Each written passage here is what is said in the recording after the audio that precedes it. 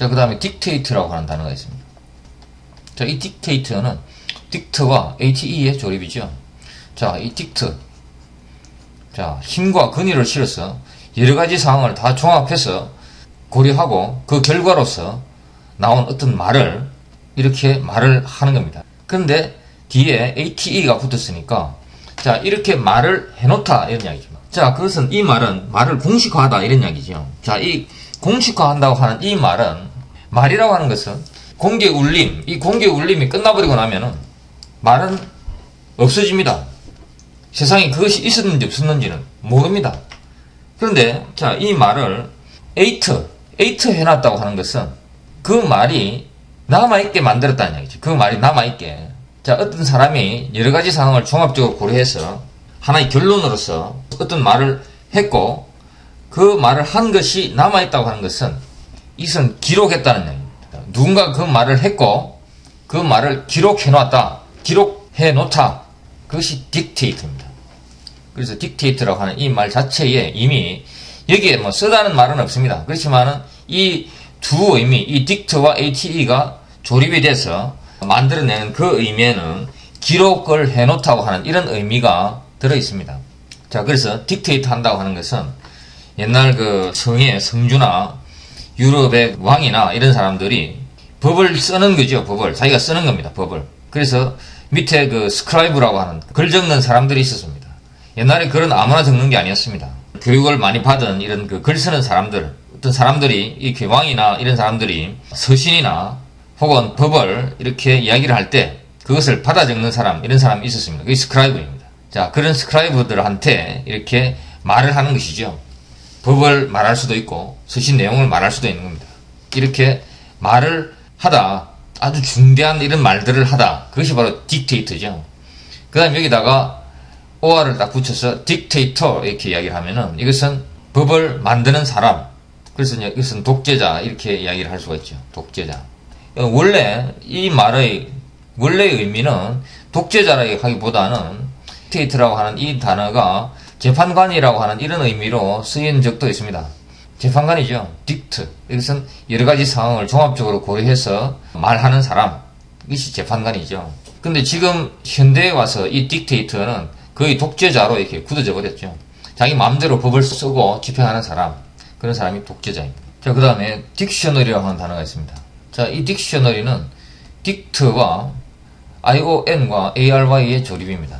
딕트라고 하는 것은 여러 가지 상황을 종합적으로 고려한 다음에 결론적으로 하는 그 말. 이 말이 딕트이고, 그 다음에 션이라고 하는 것은 여기 ION을 붙이면은 이것은 말함이죠. 자, 그런 식의 말을 함. 자, 이 말함이고, 그 다음에 여기에 ARY가 붙은 것이죠. 그래서 이런 말들을 모아놓은 것, 이것이 바로 딕셔너리죠. 그래서 이것을 우리나라 말로 그대로 읽으면은 말들인 겁니다. 말들. 자, 여기서 딕션이라고 하면은 딕션은 이렇게 딕트는 말하다고 딕션이라고 하는 것은 말함이죠. 자, 이 말함이라고 하는 것은 word, 이것과 똑같은 겁니다. saying. 자, 이 말함, 이 딕션이라고 하는 것은 자, 이 말하는 이 행위일 수도 있고 그 행위의 결과, 자, 누군가가 어떤 말을 했죠. 그러면 그 말함의 결과로서 나온 발생한 어떤 것, 그것은 바로 단어죠. 단어. word입니다. 그래서 이것은 말들, 단어들이라는 이런 뜻입니다. 그것이 딕셔너리죠. 단어들. 자, 그 다음에 딕텀이라고 하는 단어가 있습니다. 자, 이것의 의미는 딕텀이니까 딕트와 UM의 조립이죠. 자, 이것은 무엇이냐? 딕텀이라고 하는 것은 무엇이냐? 자, 이 딕트는 말한 것이죠. 말하다. 근데 딕트에다가 UM이 붙은 것이죠. 이것을 우리나라 말로 그대로 읽으면은 이것은 말해진 것입니다. 말해진 것, 딕텀이죠. 자, 그래서 자, 이런 그 말해진 것, 누군가가 뭐 그냥 그 지나가는 말로 누구한테 이야기하고 뭐 이렇게 우리가 평상 일상 다반사로 하는 그런 말들이 아닙니다. 어떤 것에 대해서 깊이 생각하고 여러 가지 상황을 다 종합해서 한마디로 이렇게 딱 말해 놓은 것, 그것이 바로 딕텀이죠.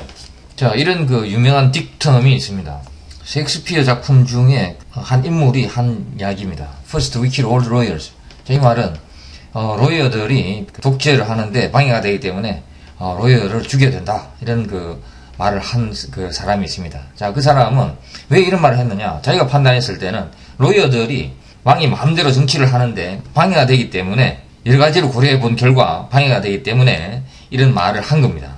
자, 그래서 이 말이 바로 하나의 딕텀인 것이죠. 그 사람 입장에서는 어떤 자기가 처한 상황에서 어떤 문제를 해결하기 위해서 자기가 여러 가지로 생각해 본 결과 만들어낸 한마디의 말, 이렇게 어떤 사안을 종합적으로 고려해서 한마디 한 것, 그렇게 말한 것, 그것이 바로 딕텀입니다. 자, 그 다음에 이딕트라고 하는 단어가 있습니다. 자, 이 이딕트는 E와 딕트의 조립이죠. E는 EX가 줄어든 것이죠. 그래서 이제 밖으로라는 의미고, 딕트라고 하는 것은 말하다이죠. 말하다. 여러 가지를 종합적으로 고려해서 한마디로 이렇게 말을 하다. 자, 이것이 딕트죠. 그래서 이딕트라고 하니까 이렇게 이 말을 하는데 그냥 자기 혼자 알고 혼잣말로 하면 그것은 아무 의미가 없습니다. 그래서 이것을 밖으로, 이런 종류의 말을 밖으로 이렇게 한 것, 이것이 바로 이딕트죠. 자, 그래서 이것은 밖으로 말함입니다. 밖으로 말함.